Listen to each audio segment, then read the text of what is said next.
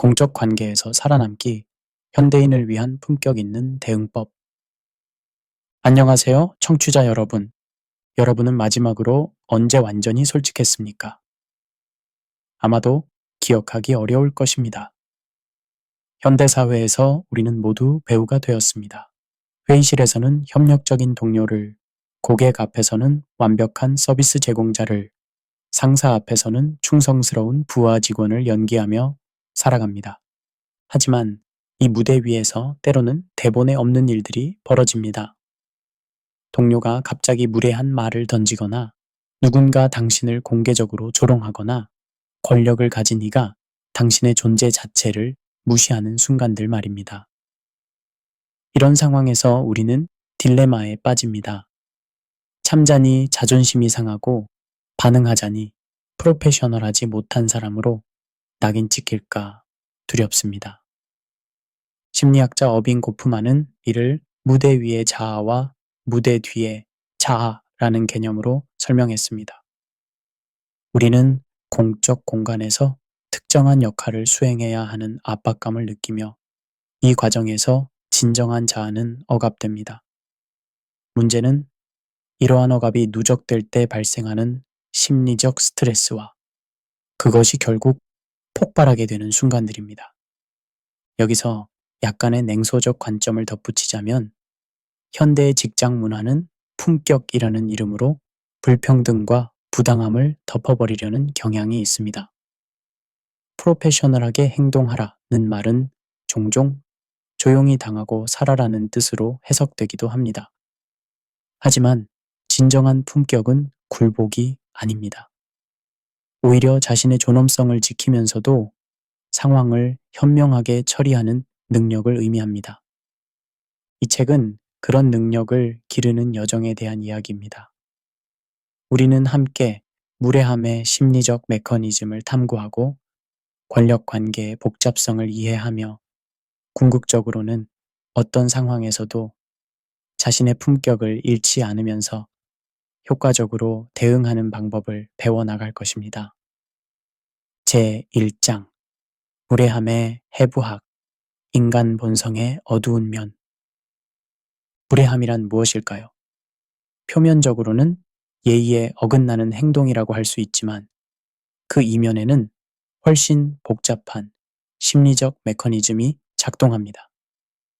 신경과학자들의 연구에 따르면 누군가를 무시하거나 모욕할 때 우리 뇌의 보상 중추인 복측 피가의 영역이 활성화됩니다. 즉, 남을 깎아내리는 행위 자체가 일종의 쾌감을 제공한다는 것입니다. 진화 심리학적 관점에서 보면 무례함은 사회적 위계를 확립하려는 원시적 욕구의 발현입니다. 우리의 조상들은 제한된 자원을 두고 경쟁해야 했고 타인을 굴복시키는 것은 생존에 직결되는 문제였습니다. 현대사회에서 이런 본능은 승진, 인정, 권력이라는 새로운 형태의 자원을 두고 벌어지는 암묵적 전쟁으로 나타납니다. 특히 공적인 자리에서의 무례함은 더욱 계산적입니다. 관중 효과라는 심리학적 현상에 의해 사람들은 타인이 지켜보는 상황에서 더욱 극단적인 행동을 보이는 경향이 있습니다. 무례한 사람은 자신의 행동이 더 많은 사람에게 목격될수록 더 큰 사회적 우위를 점했다고 느끼게 됩니다. 여기서 약간의 냉소적 관점을 덧붙이자면 현대의 정중한 문화는 종종 가해자를 보호하는 방패막이 되기도 합니다.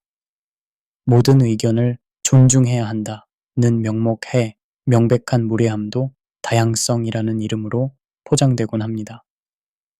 소셜미디어 시대에 이런 현상은 더욱 심화되었습니다. 익명성과 거리감이 제공하는 안전감 속에서 사람들은 점점 더 무례해지고 있습니다. 하지만 무례함에는 치명적인 약점이 있습니다. 그것은 지속 가능하지 않다는 것입니다.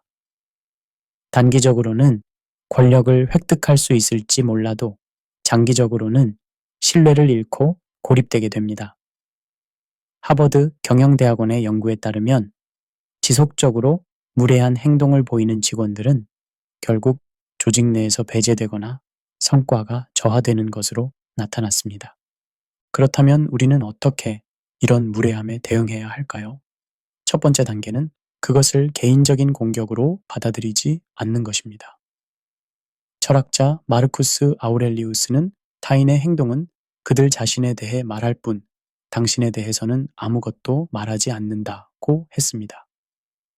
무례한 행동은 행위자의 내적 불안과 불만족의 투영일 가능성이 높습니다. 제2장 권력의 게임, 보이지 않는 위계 질서. 모든 인간관계에는 권력이 작동합니다. 이는 단순히 직급이나 지위의 문제가 아닙니다. 미셸 푸코가 지적했듯이 권력은 관계 속에서 끊임없이 유동하며 재구성됩니다. 회의실에서 가장 조용한 사람이 실제로는 가장 큰 영향력을 가지고 있을 수도 있고, 가장 목소리가 큰 사람이 실은 가장 불안한 처지에 있을 수도 있습니다. 사회심리학자 대처 켈트너의 연구에 따르면 권력을 가진 사람들은 점진적으로 공감 능력을 잃어가게 됩니다. 이는 권력의 역설이라고 불리는 현상으로 권력을 획득하는 과정에서 필요했던 사회적 기술들이 권력을 유지하는 과정에서는 오히려 방해가 된다고 여겨지기 때문입니다. 권력자들이 무례하게 행동하는 이유 중 하나는 인지적 게으름 때문입니다. 권력이 있는 사람들은 타인의 관점을 고려할 필요성을 덜 느끼며, 따라서 상대방의 감정이나 상황을 제대로 파악하지 않고 행동하게 됩니다. 이는 뇌 영상 연구로도 확인되었는데, 권력을 가진 사람들의 뇌에서는 타인의 감정을 인식하는 영역의 활동이 현저히 줄어드는 것으로 나타났습니다. 여기서 약간의 냉소적 관점을 덧붙이자면, 현대 조직 문화에서 수평적 조직이나 열린 소통을 강조하는 것은 종종 권력 관계를 더욱 은밀하게 만들 뿐입니다. 표면적으로는 모두가 평등한 것처럼 보이지만 실제로는 더욱 교묘한 방식으로 위계가 작동합니다. 우리는 모두 팀원이야 라고 말하면서도 결정권은 여전히 특정 소수에게 집중되어 있는 것이 현실입니다. 하지만 권력 게임에서 완전히 무력한 것은 아닙니다. 프랑스의 사회학자 피에르 부르디오에는 상징적 권력이라는 개념을 제시했습니다. 이는 경제적이나 정치적 권력 외에도 지식, 문화적 소양, 사회적 네트워크 등을 통해 발휘할 수 있는 영향력을 의미합니다. 예를 들어, 직급은 낮지만 전문적 지식이 뛰어난 사람은 그 지식을 바탕으로 상당한 발언권을 가질 수 있습니다.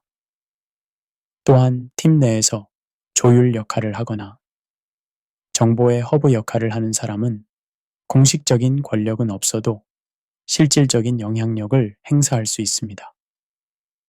권력 관계를 이해하는 것은 무례한 상황에 대응하는 전략을 세우는 데 필수적입니다. 상대방이 어떤 종류의 권력을 가지고 있는지, 그 권력의 근원이 무엇인지, 그리고 당신이 활용할 수 있는 권력의 형태는 무엇인지를 파악해야 합니다. 이는 단순히 맞서 싸우기 위한 것이 아니라 상황을 현명하게 헤쳐나가기 위한 지도를 그리는 작업입니다. 제3장 감정의 화학, 분노와 수치심의 메커니즘. 무례한 상황에 직면했을 때 우리 몸에서는 즉각적인 화학 반응이 일어납니다. 스트레스 호르몬인 코르티솔과 아드레날린이 분비되고 심박수가 증가하며 근육이 긴장됩니다. 이는 수천 년 전 맹수를 만났을 때와 동일한 반응입니다. 문제는 현대의 맹수들은 물리적 도피나 공격으로는 해결되지 않는다는 것입니다. 신경과학자 안토니오 다마지오의 연구에 따르면 감정적 반응은 이성적 사고보다 약 500m초 빠르게 일어납니다. 즉, 우리가 상황을 논리적으로 분석하기 전에 이미 감정적으로 반응하게 된다는 것입니다. 이는 진화적으로는 생존에 유리했지만 복잡한 사회적 상황에서는 종종 문제가 됩니다. 분노는 특히 흥미로운 감정입니다. 표면적으로는 공격적이고 파괴적으로 보이지만 실제로는 더 깊은 상처나 두려움을 숨기는 방어 메커니즘인 경우가 많습니다. 심리학자들은 이를 2차 감정이라고 부릅니다. 진짜 문제는 분노 자체가 아니라 그 밑에 숨어 있는 수치심, 무력감, 배신감 등입니다. 수치심은 더욱 복잡한 감정입니다. 브레네 브라운의 연구에 따르면 수치심은 나는 나쁜 사람이다 라는 자기 정체성과 관련된 감정인 반면 죄책감은 내가 나쁜 일을 했다 라는 행동과 관련된 감정입니다. 공적인 자리에서 무례함을 당했을 때 느끼는 것은 대부분 수치심에 가깝습니다. 이는 자존감의 뿌리를 흔들어 놓고 장기간 지속되는 특성이 있습니다.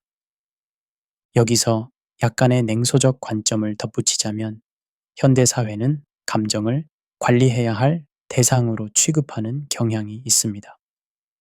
수많은 자기계발서들이 감정을 통제하라고 조언하지만 이는 감정의 본질을 오해한 것입니다.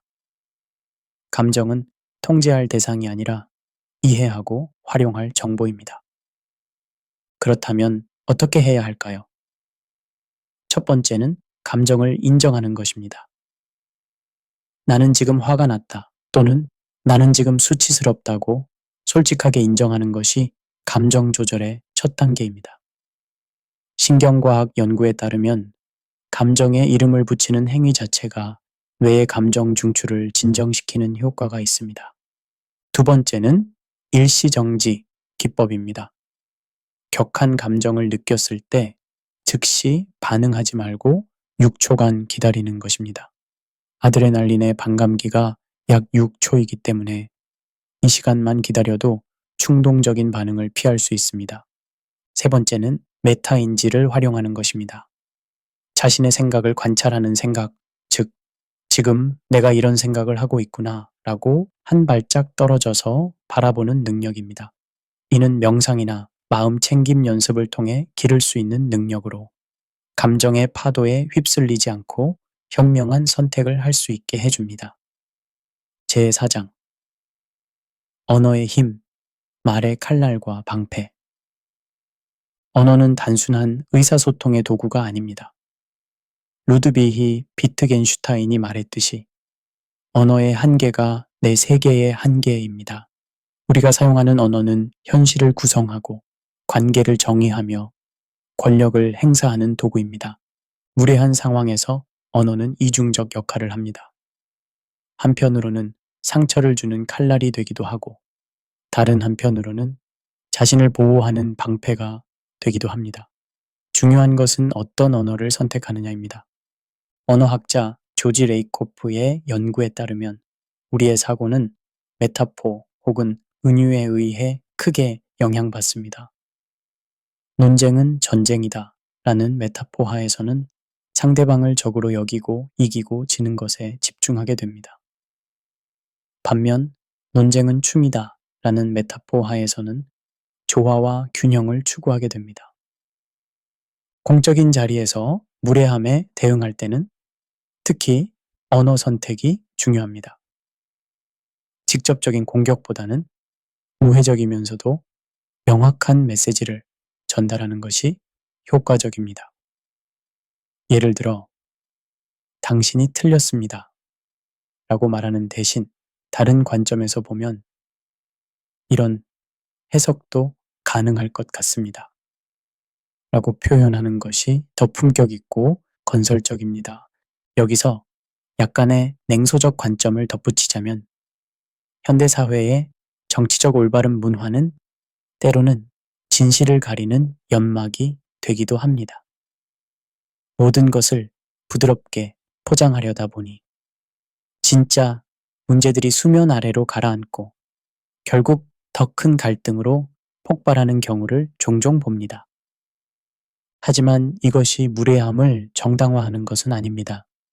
오히려 더욱 정교하고 효과적인 언어 사용의 필요성을 보여줍니다. 진실을 말하되 상대방의 존엄성을 해치지 않는 방법, 자신의 입장을 명확히 하되 관계를 파괴하지 않는 방법을 찾아야 합니다. 효과적인 언어 사용에 몇 가지 원칙이 있습니다. 첫째는 나 메시지 사용입니다. 당신이 잘못했다가 아니라 제가 이해한 바로는 이나 저는 이렇게 느꼈습니다로 시작하는 것입니다. 이는 상대방을 방어적으로 만들지 않으면서도 자신의 입장을 전달할 수 있습니다. 둘째는 구체적 행동에 초점을 맞추는 것입니다. 인격을 공격하지 말고 특정 행동이나 발언에 대해서만 언급하는 것입니다. 당신은 항상 그래보다는 방금 그 말씀이 좀 의외였습니다. 가 훨씬 건설적입니다. 셋째는 미래지향적 언어를 사용하는 것입니다. 과거의 잘못을 지적하기보다는 앞으로 어떻게 하면 좋을지에 대해 이야기하는 것입니다. 다음번에는 이런 방식으로 접근해 보시면 어떨까요? 와 같은 제안형 언어가 효과적입니다. 제5장 침묵의 미학, 때로는 말하지 않는 것이 답이다. 동양 철학에서 침묵은 지혜의 상징입니다. 노자는 아는 자는 말하지 않고 말하는 자는 알지 못한다고 했습니다. 이는 단순히 입을 다물고 있으라는 의미가 아니라 적절한 순간을 기다리며 상황을 관찰하는 지혜를 의미합니다. 현대 심리학에서도 침묵의 힘이 주목받고 있습니다. 협상 전문가들은 전략적 침묵이라는 개념을 사용합니다. 상대방이 무례한 발언을 했을 때 즉시 반박하지 않고 잠시 침묵을 유지하면 오히려 상대방이 불편함을 느끼며 자신의 발언을 돌아보게 된다는 것입니다. 신경과학적으로 보면 침묵은 뇌에 휴식을 주고 창의적 사고를 촉진하는 효과가 있습니다. 기본 모드 네트워크라고 불리는 뇌 영역이 활성화되어 무의식적 정보 처리가 일어나게 됩니다. 이는 종종 통찰이나 직관적 해결책으로 이어집니다. 하지만 침묵에도 종류가 있습니다. 수동적 침묵과 능동적 침묵이 있습니다. 수동적 침묵은 두려움이나 무력감에서 비롯된 것으로 문제를 해결하지 못하고 단지 회피할 뿐입니다. 반면 능동적 침묵은 의식적 선택으로 상황을 더 깊이 이해하고 최적의 대응을 준비하기 위한 전략적 행동입니다. 여기서 약간의 냉소적 관점을 덧붙이자면 현대 사회는 소음에 중독되어 있습니다. 소셜미디어, 뉴스, 각종 알림들이 끊임없이 우리의 주의를 분산시키고 있습니다. 이런 환경에서 침묵은 사치가 되었고 사람들은 침묵을 견디지 못해 충동적으로 반응하는 경우가 많아졌습니다. 침묵의 전략적 사용에는 몇 가지 기법이 있습니다. 첫째는 황금 침묵입니다. 상대방이 도발적인 발언을 했을 때 3에서 5초간 침묵을 유지하는 것입니다. 이는 상대방으로 하여금 자신의 말을 다시 생각해보게 만들고 당신에게는 감정을 가라앉히고 적절한 반응을 준비할 시간을 제공합니다. 둘째는 확인적 침묵입니다. 상대방의 말이 끝난 후 고개를 끄덕이며 잠시 침묵을 유지하는 것입니다. 이는 상대방의 말을 진지하게 고려하고 있다는 인상을 주면서도 성급한 반응을 피할 수 있게 해줍니다. 셋째는 전환적 침묵입니다. 갈등이 고조될 때 잠깐 생각할 시간을 갖겠습니다 라고 말하며 의도적으로 침묵의 시간을 만드는 것입니다. 이는 상황을 냉각시키고 모든 당사자들에게 재고의 기회를 제공합니다. 침묵은 또한 권위를 표현하는 수단이기도 합니다. 진정한 자신감을 가진 사람은 모든 말에 반응할 필요를 느끼지 않습니다. 선택적으로 반응함으로써 오히려 더 큰 영향력을 발휘할 수 있습니다. 제6장 감정의 화학 반응, 미러 뉴런과 감정 전염. 인간의 뇌에는 미러 뉴런이라는 특별한 신경세포가 있습니다. 이 세포들은 다른 사람의 행동을 관찰할 때 마치 자신이 그 행동을 하는 것처럼 활성화됩니다. 이는 공감 능력의 신경학적 기반이 되며 동시에 감정 전염의 원인이기도 합니다. 무례한 상황에서 이 메커니즘은 특히 중요합니다. 상대방의 부정적 감정과 공격적 행동이 무의식적으로 우리에게 전염될 수 있기 때문입니다. 이는 진화적으로는 집단의 생존에 도움이 되었지만 현대의 복잡한 사회적 상황에서는 종종 문제를 악화시킵니다. 스탠포드 대학의 연구회에 따르면 회의실에서 한 사람이 부정적 감정을 표출하면 15분 이내에 전체 참석자의 감정 상태에 영향을 미치는 것으로 나타났습니다. 이는 감정의 전염성이 실제로 측정 가능한 현상임을 보여줍니다. 하지만 감정 전염이 항상 부정적인 것은 아닙니다. 바바라 프레드릭슨의 긍정 감정 연구에 따르면 긍정적 감정 또한 전염성이 있으며 이는 팀의 창의성과 문제 해결 능력을 향상시키는 것으로 나타났습니다. 여기서 약간의 냉소적 관점을 덧붙이자면 현대의 많은 조직들이 긍정적 사고를 강요하면서 실제로는 감정을 억압하는 경우가 많습니다. 항상 긍정적으로 생각하라. 는 압박은 오히려 진정한 문제들을 가리고 표면적인 화합만을 추구하게 만듭니다. 진정한 감정 지능은 부정적 감정을 없애는 것이 아니라 적절히 관리하는 것입니다. 다니엘 골먼은 감정 지능을 5가지 요소로 나누었습니다. 자기 인식, 자기 조절, 동기, 공감, 그리고 사회적 기술입니다. 무례한 상황에서 감정 전염을 방지하는 몇 가지 기법이 있습니다. 첫째는 감정적 방화벽 구축입니다. 상대방의 부정적 감정을 개인적으로 받아들이지 않고 객관적으로 관찰하는 자세를 유지하는 것입니다. 이는 마치 투명한 방패막을 치는 것과 같은 심리적 기법입니다. 둘째는 감정의 라벨링입니다. 지금 상대방이 화를 내고 있구나. 이 사람은 스트레스를 받고 있는 것 같다. 라고 감정에 이름을 붙이는 것입니다. 이는 감정을 객관화하고 거리를 두는 효과가 있습니다. 셋째는 의식적 호흡입니다. 갈등 상황에서 깊고 느린 호흡을 의식적으로 유지하는 것입니다. 이는 자율신경계를 안정시키고 감정적 반응을 억제하는 생리적 효과가 있습니다. 제7장 권력의 역학 마키아벨리에서 현대 조직론까지. 니콜로 마키아벨리는 500년 전에 이미 권력의 본질을 꿰뚫어 보았습니다. 사랑받는 것보다 두려움의 대상이 되는 것이 더 안전하다. 는 그의 말은 오늘날에도 많은 조직에서 실제로 작동하고 있습니다.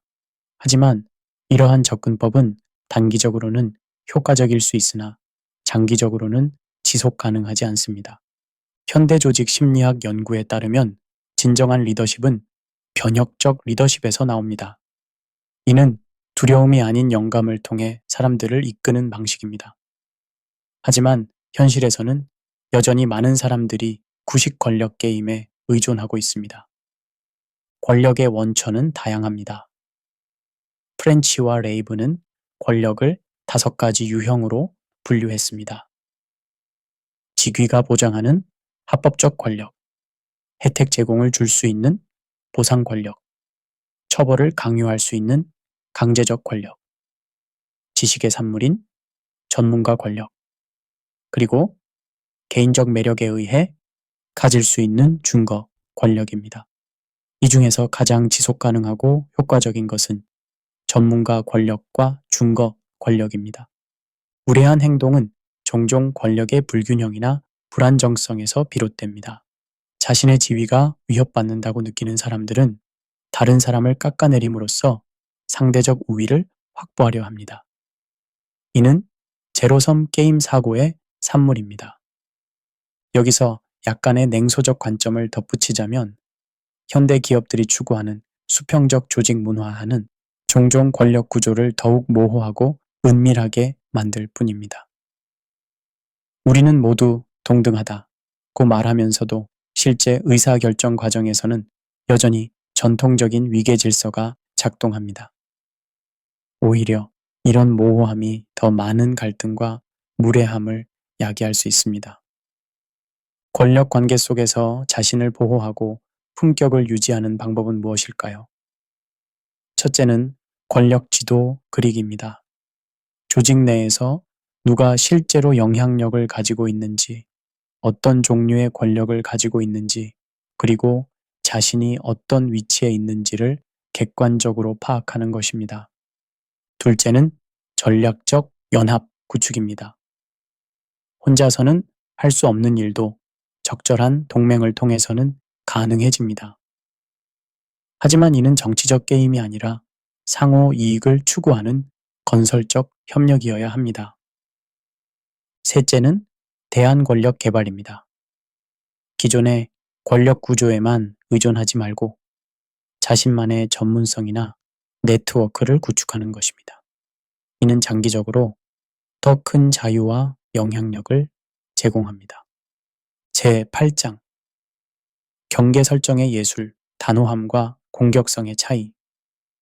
경계는 건강한 인간관계의 기초입니다. 심리학자 헨리 클라우드와 존 타운샌드는 경계를 내가 어디서 끝나고 타인이 어디서 시작하는지를 정의하는 것이라고 설명했습니다. 하지만 많은 사람들이 경계 설정을 어려워하는 이유는 단호함과 공격성을 구분하지 못하기 때문입니다.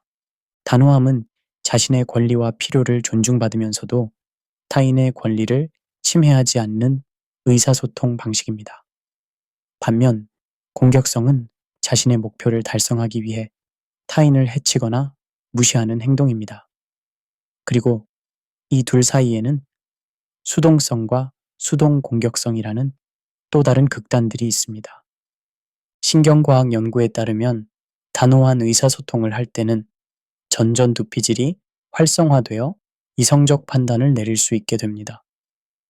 반면 공격적이 될 때는 편도체가 활성화되어 감정적이고 충동적인 반응을 보이게 됩니다. 무례한 상황에서 적절한 경계를 설정하는 것은 예술과 같습니다. 너무 강하면 갈등이 확산되고 너무 약하면 문제가 지속됩니다. 핵심은 단호하되 존중하는 태도를 유지하는 것입니다. 여기서 약간의 냉소적 관점을 덧붙이자면 현대 사회에서 착한 사람이라는 이미지에 갇혀 자신의 경계를 제대로 설정하지 못하는 경우가 많습니다. 특히 여성들에게는 단호함이 종종 공격적이라고 오해받는 반면 남성들의 동일한 행동은 리더십으로 평가받는 이중잣대가 존재합니다. 효과적인 경계 설정의 기법들이 있습니다. 첫째는 DESC 기법입니다. D. Describe, 상황 묘사. E. Express, 감정 표현. S. Specify, 구체적 요청. C. Consequences, 결과 제시의 단계를 거쳐 체계적으로 의사소통하는 방법입니다. 예를 들어 방금 회의에서 제 발표를 중간에 차단하셨습니다. T. 저는 당황스럽고 무시받는 느낌이었습니다. E. 앞으로는 제가 발표를 끝낼 때까지 기다려 주시면 좋겠습니다. S. 그렇게 해주시면 더 생산적인 토론이 가능할 것입니다. C. 둘째는 깨진 레코드 기법입니다. 상대방이 계속 무례한 행동을 할 때 같은 메시지를 차분하고 일관되게 반복하는 것입니다. 그런 식으로 말씀하시면 대화가 어려워집니다. 라는 메시지를 감정의 변화 없이 반복하는 것입니다. 셋째는 시간 확보 기법입니다. 이 문제에 대해 좀 더 생각해 본 후에 다시 이야기하면 좋겠습니다. 라고 말하며 즉석에서 반응하지 않고 시간을 벌어 더 나은 대응을 준비하는 것입니다. 경계 설정은 일회성 행동이 아니라 지속적인 과정입니다. 처음에는 불편하고 어려울 수 있지만 연습을 통해 자연스러워질 수 있습니다. 제9장 관계 회복의 과학, 용서와 재구성. 갈등 후의 관계 회복은 복잡한 과정입니다. 단순히 미안하다고 말하거나 시간이 지나기를 기다리는 것만으로는 충분하지 않습니다. 진정한 회복은 관계의 재구성을 의미하며 이는 과학적 접근이 필요한 영역입니다. 심리학자 존 고트만의 연구에 따르면 관계에서 부정적 상호작용과 긍정적 상호작용의 비율이 1대5 이상이 되어야 관계가 건강하게 유지됩니다. 즉, 한 번의 갈등이나 무례함을 회복하려면 최소 5번의 긍정적 상호작용이 필요하다는 것입니다. 용서는 종종 오해받는 개념입니다. 많은 사람들이 용서를 약함의 표시나 상대방의 행동을 정당화하는 것으로 여기지만 실제로는 그 반대입니다. 심리학자 프레드 러스킨의 연구에 따르면 용서는 용서하는 사람의 정신적, 신체적 건강에 도움이 되는 강력한 치유 과정입니다. 뇌영상 연구는 용서가 스트레스 호르몬을 감소시키고 면역 체계를 강화한다는 것을 보여줍니다. 또한 용서는 전전두피질의 활동을 증가시켜 더 나은 의사결정과 감정 조절을 가능하게 합니다. 여기서 약간의 냉소적 관점을 덧붙이자면 현대사회에서 용서는 종종 피해자에게 가해지는 추가적 압박이 되기도 합니다. 용서해야 한다는 사회적 압력이 가해자의 책임을 면제시키고 피해자를 다시 한번 고통스럽게 만드는 경우가 있습니다. 진정한 용서는 강요되는 것이 아니라 자발적 선택이어야 합니다. 관계 회복의 과정에는 몇 가지 단계가 있습니다. 첫째는 인정 단계입니다. 무엇이 잘못되었는지, 누가 어떤 피해를 입었는지를 명확히 인정하는 것입니다. 이는 가해자와 피해자 모두에게 필요한 과정입니다. 둘째는 책임 단계입니다. 각자가 상황에서 어떤 역할을 했는지, 무엇을 다르게 할 수 있었는지를 성찰하는 것입니다. 이는 비난이 아니라 학습의 과정입니다. 셋째는 수정 단계입니다. 구체적으로 어떻게 관계를 개선할 것인지, 비슷한 상황이 재발하지 않도록 어떤 조치를 취할 것인지를 합의하는 것입니다. 마지막으로 넷째는 재구성 단계입니다. 새로운 규칙과 기대치를 바탕으로 관계를 재정립하는 것입니다. 이는 과거로 돌아가는 것이 아니라 더 성숙한 관계로 발전하는 과정입니다. 관계 회복에서 중요한 것은 완벽한 복구를 기대하지 않는 것입니다. 어떤 관계는 예전과 같아질 수 없을 수도 있습니다. 하지만 그것이 실패를 의미하는 것은 아닙니다. 때로는 거리를 두는 것이 더 건강한 선택일 수 있습니다. 제10장 성숙함의 정의, 품격 있는 삶의 철학. 성숙함이란 무엇일까요? 단순히 나이가 많아지는 것일까요? 아니면 사회적 지위가 높아지는 것일까요? 심리학자 에릭 에릭슨은 성숙함을 생애 발달의 마지막 단계에서 얻어지는 지혜와 연결했습니다. 하지만 진정한 성숙함은 나이와 관계없이 얻을 수 있는 내적 품질입니다.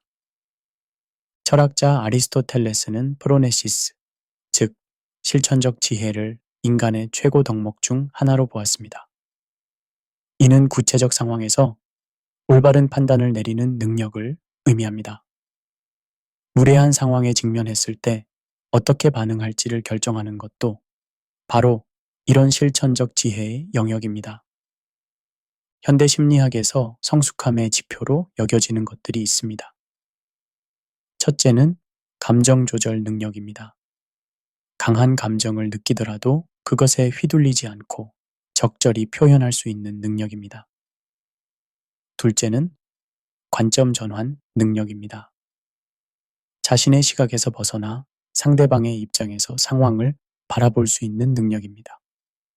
셋째는 지연된 만족 능력입니다.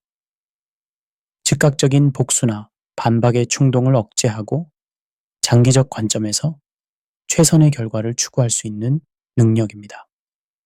이는 스탠포드의 유명한 마시멜로 실험에서 입증된 바와 같이 인생의 성공과 밀접한 관련이 있습니다. 여기서 약간의 냉소적 관점을 덧붙이자면 현대 사회는 성숙함보다는 성공을 더 높이 평가하는 경향이 있습니다. 품격보다는 결과를, 과정보다는 성과를 중시하는 문화 속에서 진정한 성숙함은 때로 무력해 보일 수 있습니다. 하지만 이는 단기적 시각일 뿐입니다.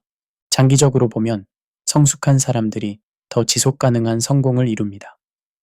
그들은 갈등을 피하지 않지만 건설적으로 해결하며 실수를 인정하지만 그것을 학습의 기회로 활용하며 타인을 존중하면서도 자신의 가치를 타협하지 않습니다. 품격 있는 삶의 철학에는 몇 가지 핵심 원칙들이 있습니다. 첫째는 일관성, consistency입니다. 사람이 보든 안 보든 유리하든 불리하든 동일한 가치와 원칙을 유지하는 것입니다. 둘째는 겸손입니다. 자신의 한계를 인정하고 계속 배우려는 자세를 유지하는 것입니다. 이는 약함이 아니라 진정한 강함의 표현입니다. 셋째는 연민입니다. 자신과 타인에 대한 이해와 공감을 바탕으로 행동하는 것입니다. 무례한 사람조차도 그 행동 뒤에 숨겨진 상처나 두려움이 있을 수 있음을 인정하는 것입니다. 넷째는 용기입니다. 옳다고 생각하는 것을 위해 기꺼이 불편함을 감수하는 자세입니다. 이는 무모한 도전이 아니라 신중한 선택입니다. 마지막으로는 균형입니다. 극단을 피하고 상황에 따라 유연하게 대응하는 지혜입니다. 때로는 단호해야 하고, 때로는 양보해야 하며, 때로는 침묵해야 하고, 때로는 목소리를 내야 합니다. 결론. 십자가를 지는 삶의 의미. 지금까지 우리는 공적 관계에서 마주하는 다양한 도전들과 그에 대한 현명한 대응법을 살펴보았습니다. 무례함의 심리학적 메커니즘부터 권력의 역학, 감정 조절의 과학, 그리고 성숙함의 진정한 의미까지 탐구해 왔습니다. 하지만 이 모든 지식과 기법들을 뛰어넘는 더 깊은 차원의 지혜가 있습니다. 그것은 바로 섬김과 희생의 정신입니다. 예수 그리스도께서 보여주신 삶의 모델은 권력을 추구하거나 복수하는 것이 아니라 오히려 자신을 낮추고 타인을 섬기는 것이었습니다. 성경은 마태복음 16장 24절에서 말합니다. 누구든지 나를 따라오려거든 자기를 부인하고 자기 십자가를 지고 나를 따를 것이니라. 이는 단순히 고난을 참으라는 의미가 아닙니다. 오히려 자기 중심적 사고에서 벗어나 더 큰 목적을 위해 살라는 뜻입니다. 공적인 자리에서 무례함을 당할 때 우리는 선택의 기로에 섭니다.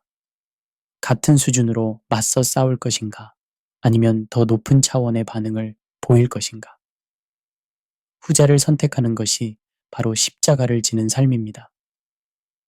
이는 무력함이나 굴복을 의미하지 않습니다. 오히려 가장 강력한 형태의 저항입니다. 악에 대해 악으로 보복하지 않음으로써 우리는 그 악의 고리를 끊어버립니다. 무례함에 대해 품격으로 응답함으로써 우리는 상대방에게 새로운 가능성을 제시합니다. 원수를 사랑하며 너희를 박해하는 자를 위하여 기도하라.